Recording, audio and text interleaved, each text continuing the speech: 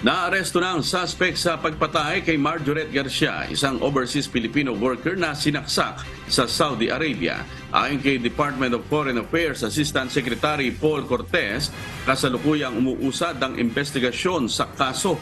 Matapos ang pagsiyasat, inaasahan na maglalabas ang Saudi Arabia ng mga dokumento para maipauwi ang labi ni Garcia sa bansa. Pakinggan po natin ang pahayag ni DFA Assistant Secretary Paul Cortez.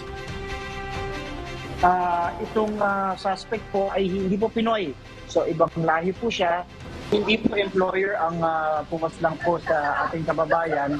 At as far as we know, magkakilala po or hindi po tapos ang investigation, pero sabihin ko parang co-worker.